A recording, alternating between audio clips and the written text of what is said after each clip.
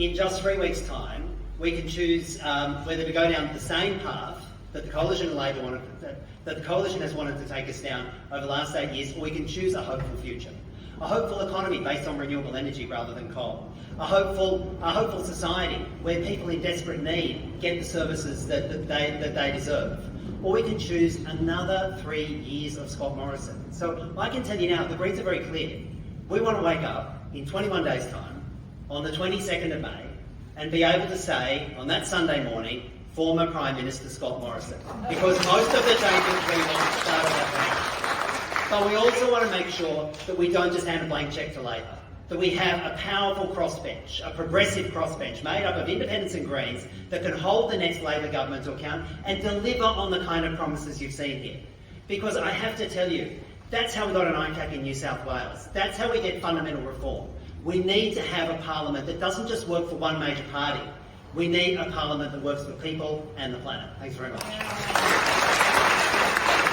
My background is that of being a migrant coming from Odessa, Ukraine, former USSR.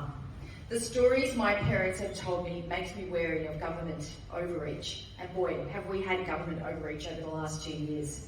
It's time to look at solution-based policy to what we have created. I'm wary when a government takes away our freedoms temporarily, as even temporarily sets a precedence for our future. We just celebrated Anzac Day for the first time since 2019. Our veterans and Anzacs fought under the Australian flag for the freedoms to work and put food on our table, travel and see our loved ones, and the ability to frequent a place of worship like this one. These are freedoms our society is based on. They should be honoured. They should be honoured and revered every year. Lest we forget, but we have forgotten, that these freedoms are fought for with the incredibly high price tag of human life that are so easily given away by our present day society.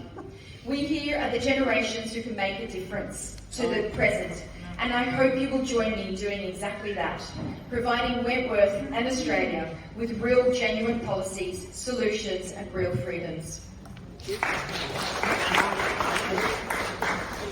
I think Australians deserve talent, they deserve clearly articulated policies, they deserve experienced leadership, and they need to know what they're getting and not just lining the pockets of the people bankrolling them. I'm committed to better government in this country. I'm committed to taking this nation forward. I want to see freedoms restored that should have never been taken away. I want to see less government so that Australians are free to live their lives the way they choose.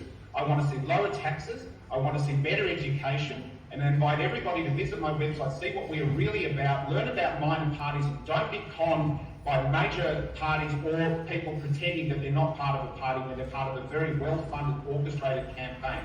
I want to take this nation forward, and I ask for your support in helping me achieve that. Thank you. People of Wentworth want action on climate change. I want more than just action on climate change. I want to change the nation so that it can never be taken away from us again. I believe the Labor government can bring our nation together and bed down climate action for our future. And that's why I'd like you to vote for me, so that I can be part of a Labor government that will do that. I know what this community stands for because I've spent a long time talking to you. And you say you want strong climate action. You want politics to reflect the best of you, not the worst of you. And we want good environment for business. And finally, we want a kind and compassionate society. These are the values of this community. And as an independent, I will stand up and vote every single time on what are the issues that are important to this community.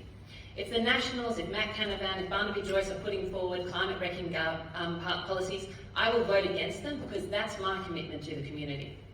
If there's pork barrelling, if there's a waste of government money, and there's an opportunity to bring in a federal ICAC, I will vote for a federal ICAC because that is what this community tells me day in, day out they want. If there are policies ahead that are about building things that are good for business, to make running businesses easier so that our young people can prosper, I will be voting for them because that's what you want as your community. And if there are policies around refugees and about the fair treatment of the most vulnerable people in our society, I will be voting for them because that's what this community wants. I'll be standing on what this community wants, and I will be voting, I will be putting forward legislation, and I'll be advocating for this community every single time, not a party. Thank you.